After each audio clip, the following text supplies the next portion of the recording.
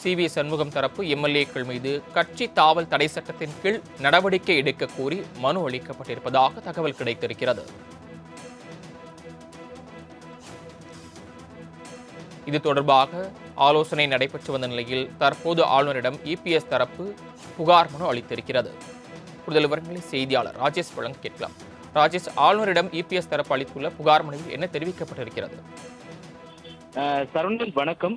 இரண்டு தரப்பினராக பிரிந்து நேற்றைய தினத்தில் சட்டப்பேரவையில் தமிழக வெற்றி கழகத்திற்கு பெரும்பான்மை தேவைப்படக்கூடிய சூழ்நிலையில் எஸ்பி வேலுமணி தலைமையில் 26 சட்டமன்ற உறுப்பினர்கள் தமிழக வெற்றி கழகத்திற்கு ஆதரவு அளித்திருந்தார்கள். இந்த நிலையில்தான் கொறடா உத்தரவு மீறப்பட்டிருப்பதாக கூறி தற்பொழுது சென்னை கிண்டியில் இருக்கக்கூடிய மக்கள் பவனில் ஆளுநரின் முதன்மை செயலாளரிடம் எடப்பாடி பழனிசாமி தரப்பினர் மனு அளித்திருக்கிறார்கள். குறிப்பாக ஆளுநர் இங்கு இல்லாத நிலையில் அவர் கேரளாவில் இருக்கிறார். கேரளாவில் புதிய அரசு பதவியேற்பு நிகழ்வில் கலந்து கொள்வதற்காக அவர் அங்கு இருக்கக்கூடிய சூழ்நிலையில் ஆளுநரை சந்திக்காமல் ஆளுநருடைய முதன்மை செயலாளரிடம் மனு ஒன்றை அளித்திருக்கிறார்கள்.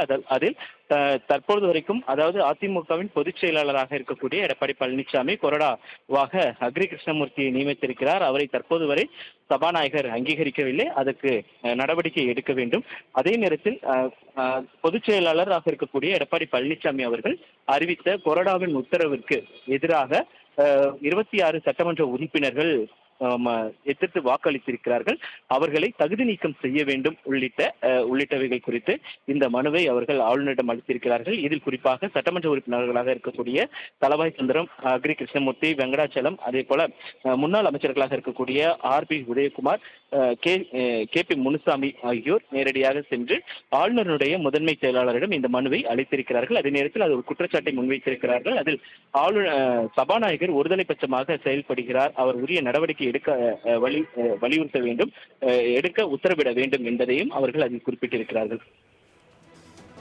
சி.வி. சண்முகம் தரப்பு எம்.எல்.ஏக்கள் மீது கட்சி தாவல் தடை சட்டத்தின் கீழ் நடவடிக்கை எடுக்க கோரி மனு அளிக்கப்பட்டிருப்பதாக தகவல் கிடைத்திருக்கிறது. இது தொடர்பாக ஆலோசனை நடைபெற்று வந்த நிலையில் தற்போது ஆளுநரிடம் இபிஎஸ் தரப்பு புகார் மனு அளித்திருக்கிறது. கூடுதல் விவரங்களை செய்தியாளர் ராஜேஷ் வழங்க கேட்கலாம். ராஜேஷ், ஆளுநரிடம் இபிஎஸ் தரப்பு அளித்துள்ள புகார் மனுவில் என்ன தெரிவிக்கப்பட்டிருக்கிறது? சரவணன் வணக்கம். இரண்டு தரப்பினராக பிரிந்து நேற்றைய தினத்தில் சட்டப்பேரவையில் தமிழக வெற்றி கழகத்திற்கு பெரும்பான்மை தேவைப்படக்கூடிய சூழ்நிலையில் எஸ்பி வேலுமணி தலைமையில் 26 சட்டமன்ற உறுப்பினர்கள் தமிழக வெற்றி கழகத்திற்கு ஆதரவு அளித்திருந்தார்கள். இந்த நிலையில்தான் கொறடா உத்தரவு மீறப்பட்டிருப்பதாக கூறி தற்பொழுது சென்னை கிண்டியில் இருக்கக்கூடிய மக்கள் பவனில் ஆளுநரின் முதன்மை செயலாளரிடம் எடப்பாடி பழனிசாமி தரப்பினர் மனு அளித்திருக்கிறார்கள். குறிப்பாக ஆளுநர் இங்கு இல்லாத நிலையில் அவர் கேரளாவில் இருக்கிறார். கேரளாவில் புதிய அரசு பதவியேற்பு நிகழ்வில் கலந்து கொள்வதற்காக அவர் அங்கு இருக்கக்கூடிய சூழ்நிலையில் ஆளுநரை சந்திக்காமல் ஆளுநருடைய முதன்மை செயலாளரிடம் மனு ஒன்றை அளித்திருக்கிறார்கள். அதில் தற்போது வரைக்கும், அதாவது அதிமுகவின் பொதுச் செயலாளராக இருக்கக்கூடிய எடப்பாடி பழனிசாமி கொறடாவாக அக்ரி கிருஷ்ணமூர்த்தியை நியமித்திருக்கிறார். அவரை தற்போது வரை சபாநாயகர் அங்கீகரிக்கவில்லை. அதற்கு நடவடிக்கை எடுக்க வேண்டும். அதே நேரத்தில் பொதுச் செயலாளராக இருக்கக்கூடிய எடப்பாடி பழனிசாமி அவர்கள் அறிவித்த கொறடாவின் உத்தரவிற்கு எதிராக 26 சட்டமன்ற உறுப்பினர்கள் எதிர்த்து வாக்களித்திருக்கிறார்கள்.